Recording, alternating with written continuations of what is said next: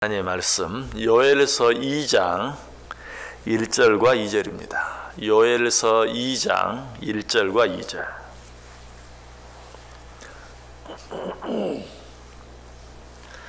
요엘서 2장 1절과 2절 말씀. 두 절 말씀 우리 한 목소리로 같이 읽습니다. 시온에서 나팔을 불며 나의 거룩한 산에서 경고의 소리를 질러 이 땅 주민들로 다 떨게 할지니 이는 여호와의 날이 이르게 됨이니라. 이제 임박하였으니 곧 어둡고 캄캄한 날이요 짙은 구름이 덮인 날이라. 새벽빛이 산 꼭대기에 덮인 것과 같으니 이는 많고 강한 백성이 이르렀음이라. 이와 같은 것이 옛날에도 없었고 이후에도 대대에 없으리로다. 아멘. 1절 마지막 부분에 보면 여호와의 날이 이르게 되었다, 또 여호와의 날이 임박했다라는 말씀이 나오고 있죠. 이는 여호와의 날이 이르게 됨이니라. 이제 임박하였으니. 그런데 이 말씀은 히브리 원문상으로는 여호와의 날이 이미 이르렀다, 이르게 되었다라는 말이 사실은 좀 더 정확하게 말하면 여호와의 날이 이미 이르렀다라는 그런 과거적인 표현인 것을 보게 됩니다. 왜 그렇게 표현했을까요? 그만큼 여호와의 날이 가까워졌다는 뜻과 또 그 날이 반드시 이르게 될 것이라는 확실성, 여호와의 날이 이르게 된다, 그것이 너무나 확실하고 또 그것이 너무나 가까워졌기 때문에 아예 그것을 과거로 표현하고 있다. 자, 우리가 어떤 목적지를 향해 갈 때도 어떻습니까? 아직 목적지에 다 도착은 하지 않았어요. 그러나 거의 다 왔을 때, 그 목적지가 거의 가까워졌을 때는 어떻게 말합니까? 다 왔다, 다 왔다. 또 어떤 일을 하는데 그 일이 아직 완전히 이루어지진 않았어요. 그럴 때도 뭐라고 말합니까? 다 됐다, 이렇게 말합니다. 이처럼 어떤 일들이 거의 다 되어졌을 때, 또 그 일이 이루어질 것이 너무나 분명하고 확실할 때는 아예 과거로 표현하는 그러한 모습을 보게 돼요. 지금도 그렇게 하고 있어요. 여호와의 날, 그날이 너무나 가까워 왔어요. 또 설령 그렇지 않다 할지라도 그날이 올 것이 너무 분명해요. 그래서 그날이 이미 이르렀다, 또 그날이 임박했다라고 그렇게 표현하고 있는 것을 보게 됩니다. 자, 이처럼 여호와의 날이 우리에게 이를 것이 너무나 분명하고 확실하다면, 또 그날이 그처럼 가까이 우리에게 다가왔다면 제사장들은 이러한 때 어떻게 해야 할까요? 마땅히 그 사람들에게 그 사실을 알리면서 그날이 얼마나 가까이 우리에게 다가왔는지 그 사람들에게 알려야 돼요. 그래서 그 사람들로 하여금 그날을 준비할 수 있도록 외쳐야 할 것이. 여러분, 비행기를 타면 어떻습니까? 비행기뿐만이 아니죠. 기차를 타도 마찬가지고 어떤 목적지가 가까워 왔으면 어때요? 조종사나 승무원이 마이크를 잡고, 자, 이 비행기는 이제 곧 목적지에 도착할 예정입니다 하면서 도착해서 그 비행기에서 내릴 준비를 하게 시키는 것을 보게 되죠. 여호와의 날이 임박했어요. 여호와의 날이 가까이 왔어요. 그렇다면 제사장들은 그 사실을 온 백성들에게 알려서 깨어 그날을 준비할 수 있도록 해야 되는 것이. 그래서 오늘 본문 1절이 어떻게 시작하고 있어요? 시온에서 나팔을 불며 나의 거룩한 산에서 경고의 소리를 질러 이 땅 주민들로 다 떨게 할지니라. 자, 이 말씀은 제사장들에게 주어진 말씀이에요. 여호와의 날이 임박한 때, 여호와의 날이 가까워진 때 어떻게 해야 한다고요? 시온에서 나팔을 불어야 한다. 그리고 하나님의 거룩한 산에서 경고의 소리를 질러야 한다. 그런 말미암아 어떻게? 그 땅 모든 거민들로 하여금 떨게 만들어야 된다. 이건 너무나 당연한 것이. 그래서 이 말씀 속에 있는 세 문장은 모두 명령형으로 되어 있어요. 시온에서 나팔을 불라, 거룩한 산에서 경고의 소리를 지르라, 이 땅 주민들로 두려워 떨게 하라. 강한 명령형으로 세 문장이 다 되어 있는 것을 보게 돼요. 왜 제사장들이 시온에서 나팔을 불고 또 거룩한 산에서 경고의 소리를 질러 그 땅 주민들로 떨게 해야 합니까? 2절에 그 이유가 잘 나타나 있어요. 2절 보세요. 곧 어둡고 캄캄한 날이요 짙은 구름이 덮인 날이라. 새벽빛이 산 꼭대기에 덮인 것과 같으니 이는 많고 강한 백성이 이르렀음이라. 이와 같은 것이 옛날에도 없었고 이후에도 대대에 없으리로다. 자, 우리 어제 아침에 분명히 생각해 보았죠. 여호와의 날, 오늘 우리로 말하면 예수 그리스도께서 재림하실 그날이 모든 사람에게 기쁘고 좋은 날이라고 그랬습니까? 아니라 그랬어요. 그날은 두려운 날이다. 그날은 무서운 날이다. 준비되지 못한 자들에게는 두렵고 무서운 날이 될 것이다 라고 이야기했어요. 오늘 보면 그걸 이야기해요. 여호와의 날, 그냥 그날은 무조건 좋아만 할 날이 아니다. 준비되지 못한 자들에게는 두렵고 무서운 그런 날이 될 것이다. 어둡고 캄캄한 날이요 짙은 구름이 덮인 날이라. 새벽빛이 산 꼭대기에 덮인 것과 같으니 이는 많고 강한 백성이 이르렀습니다. 이와 같은 것이 옛날에도 없었고 이후에도 대대에 없으리로다. 그날이 얼마나 무섭고 두렵고 떨리는 날이 될 것이냐. 전무후무한, 이전에도 그런 일이 없었고 앞으로도 그런 일이 없을 정말 무서운 날이 될 것이다 라고 이야기하고 있어요. 이처럼 무서운 여호와의 날이 임박했다면, 또 그날이 언제가 될지 모르지만 반드시 우리에게 임할 것이라면 제사장들은 나팔을 불고 큰 소리를 질러서 모든 사람들로 하여금 그날을 깨어 준비할 수 있게 만들어야 한다. 자기의 죄를 회개하고 통회하며 자복하며 여호와의 날이 이르렀을 때 정말 두려워 떠는 것이 아니라 기쁨으로 주를 맞이할 수 있는, 역시 어제 아침에 말씀드린 것처럼 아멘 주 예수여 오시옵소서, 아니 지금 준비가 안 되는데요 벌써 오시면 어떡해요 하는 것이 아니라 아멘 주 예수여 오시옵소서, 주를 맞이할 수 있는 자들로 준비하도록 소리를 지르고 나팔을 불고 해서 그들로 하여금 미리 떨게 만들어야 된다. 그래야 그날이 이르렀을 때 떨지 아니하고 두려워하지 아니하고 기쁨으로 주를 맞이할 수 있을 것이다. 이것이 제사장들이 마땅히 해야 될 사명이. 그래서 고린도전서 14장 8절에 만일 나팔이 분명하지 못한 소리를 내면 누가 전투를 준비하리요. 나팔이 분명하지 못한 소리를 내면 사람들이 어떻게 여호와의 날을 준비할 수 있겠느냐. 너희가 분명한 소리를 내야 한다.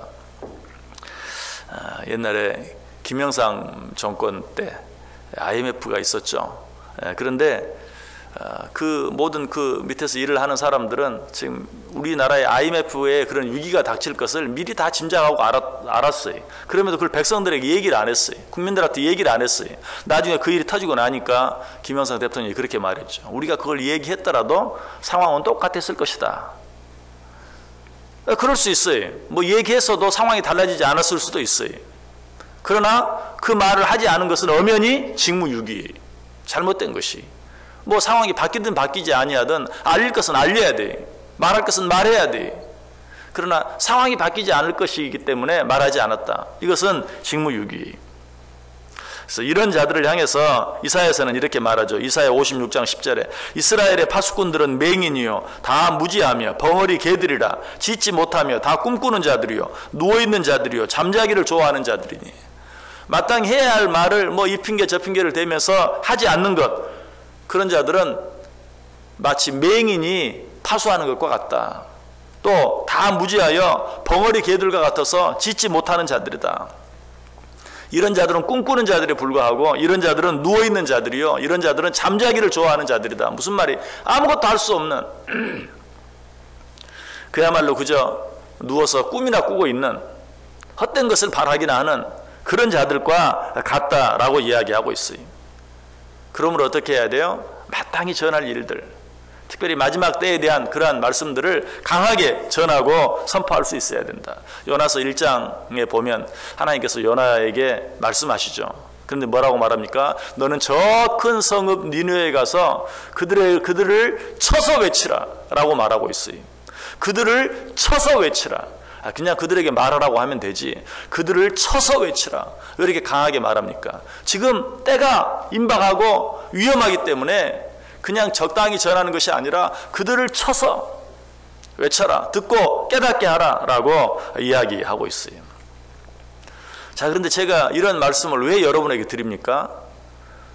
어쩌면 그야말로 너나 잘하시오, 저만 잘하면 돼요. 그렇죠? 지금 이 말씀이 제사장들에게 주어지는 말씀이라. 너희들은 쳐서 외쳐라.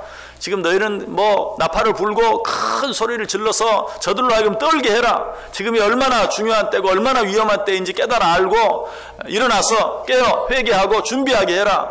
지금 제사장들을 향해서 말하고 있는데 제가 그 이야기를 왜 여러분들에게 이렇게 하고 있습니까?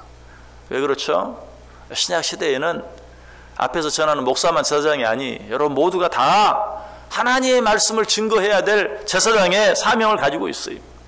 베드로전서 2장 9절에 그러나 너희는 택하신 족속이요 왕같은 제사장들이요 거룩한 나라요 그의 소유가 된 백성이니.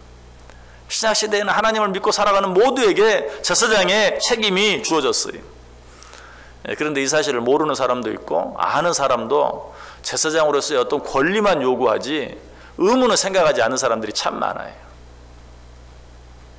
만인 제사장 시대 제사장으로서의 권리도 있어요. 그러나 제사장으로서의 의무가 더 커요. 우리는 이 사실을 깨달아야 돼요. 그러므로 오늘 이 구약에 주어진 이 말씀은 단순히 당시 제사장들에게만 주어진 말씀이 아니라 하나님 앞에 만인 제사장이 된 우리 모두에게 너희는 이 세상을 향하여 나팔을 불어야 한다. 너희는 이 세상을 향하여 큰 소리를 질러야 한다. 라고 우리에게 말씀해 주고 있는 것입니다. 요한계시록 2장 9절의 말에 금방 읽었죠. 너희는 택하신 족속이요 왕같은 제사장들이요 거룩한 나라요 그의 소유가 된 백성이니. 자, 왜 우리를 대제사장 삼았는가? 그 뒤에 보면 그 이유가 나와요. 이는 너희를 어두운 데서 불러내어 그의 기이한 빛에 들어가게 하시니에 아름다운 덕을 선포하게 하려 하심이라. 왜 우리를 만인 제사장 삼았습니까? 제사장의 권리를 누리라고? 아니, 이는 너희를 어두운 데서 불러내어 그의 기이한 빛에 들어가게 하시니 아름다운 덕을 선전하게 하기 위해서.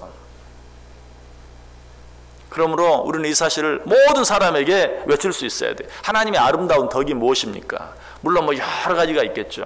그러나 하나님이 행하신 일 가운데 가장 아름다운 덕이 있다면 우리를 사랑하셔서 우리를 구원하시기 위하여 하나밖에 없는 아들 예수 그리스도를 이 세상에 보내사 그로 하여금 우리의 모든 죄를 대신 지고 십자가에 달려 죽게 하심으로 우리를 구원하셔서 하나님의 자녀 삼아주신 그 일, 이 하나님의 아름다운 덕을 모든 사람들에게 어떻게 해야 돼요? 나팔을 불어야 돼요. 큰 소리를 질러야 돼요. 그래서 아직 그 구원의 은혜를 받지 못한 자들로 하여금 두려워 떨게 만들 수 있어야 돼요. 예수 그리스도를 믿음으로 말미암아 구원받지 못하면 마지막 때에 정말 무서운 심판의 날이 되게 될 것을 그들에게 전함으로 말미암아서 그들로 하여금 두려워 떨게 만들 수 있어야 된다. 아니, 적극적으로 그들이 깨어서 우리 주 예수 그리스도를 믿고 구원받을 수 있도록 복음을 그들에게 증거하고 또 증거할 수 있어야 된다. 그렇지 않은 자들을 성경이 뭐라고 말해요? 벙어리 개와 같아서 짖지 못하는 자들이다. 보지 못하는 맹인과 같은 자들이다. 누워있는 자들에 불과하다. 꿈꾸는 자들에 불과하다. 잠자는 자들에 불과하다. 한마디로 무슨 말이야? 죽은 자들이다. 너희는 그런 자들이 되지 말고 모든 세상 사람들을 향해서 나팔을 불고 소리를 질러 그들로 하여금 떨게 만들 수 있어야 된다. 이 일을 하지 않으면 앞에서 설교하는 목사만 직무유기가 아니라 여러분 모두도 다 하나님 앞에서 직무유기가 되는 것이. 그래서 우리는 먼저 정말 두렵고 떨리는, 우리로 하여금 두렵게 만들고 떨게 만드는 그런 말씀을 듣는 것을 싫어하지 말아야 되고, 요즘은 성도들이 듣기 싫은 말을 하면 싫어해. 내가 원치 않는 말을 하면 싫어해. 그러나 성경은 분명히 말해요. 앞에서 말씀을 전하는 자는 분명하게 하나님의 뜻을 전달해야 된다. 듣는 사람이 듣기 좋아하든 싫어하든. 그러므로 듣는 사람은 어때요? 설령 내 귀에 좀 듣기 싫은 그런 말씀이 주어진다 할지라도 감사함으로 받을 수 있어야 돼요. 그리고 한 걸음 더 나아가 보다 적극적으로 어때요? 그런 말씀들을 전하는 것을 두려워하지 말아야 돼요. 부끄러워하지 말아야 돼요. 담대하게 증거할 수 있어야 돼요. 아유, 요즘 그런 얘기하면 사람들 다 싫어해. 또 아이고 그런 말 해봤자 그저 사람들 마음만 상하게 해. 그 말이 꼭 무슨 말입니까? 과거 김영삼 정권이 아이고 말하면 뭐예요? 말해도 듣지도 않고 상황도 달라지지도 않는데 그 말과 똑같아요. 상황이 달라지고 안 달라지는 것은 하나님께 맡기고 나는 마땅히 전해야 될 것을 전할 수 있어야 돼요. 전해서 돌아오지 아니하면 내 책임이 아니지만 전하지 아니함으로 그 영혼이 돌아오지 못하면 그것은 어때요? 내 책임이. 성경은 분명히 말해요. 그 핏값을 너에게서 찾겠다 라고 이야기하고 있어요. 그러므로 우리는 세상을 향해서 어떻게 해야 돼요? 오늘 주신 말씀 생각하면서 크게 나팔을 불 수 있어야 돼요. 크게 소리를 지를 수 있어야 돼요. 무엇으로? 하나님의 아름다운 덕, 하나님께서 우리를 향하여 행하신 그 놀라운 일, 복음을 그들에게 강하게 담대하게 항상 선포하고 전할 수 있는 삶을 살아야 된다. 또 우리 자신이 무엇보다도 오늘 주시는 이 음성을 듣고 언제 어느 때 주님이 오신다 할지라도 두려움 없이 오히려 기쁨과 감사함으로 맞이할 수 있도록 깨어 준비하며 올 하루하루를 우리에게 주어진 삶들을 살 수 있어야 된다. 이 한날도 정말 하나님께서 우리에게 말씀하신 그날이 임박한 것을 깨닫고 오늘 어느 순간에 주님이 이 땅에 오신다 할지라도 부끄러움이 없이 아멘 주 예수여 오시옵소서 주를 기쁨으로 맞이할 수 있고 또 주님께 칭찬받을 수 있는 저 여러분들 다 될 수 있기를 주님의 이름으로 간절히 축원합니다. 기도하겠습니다. 사랑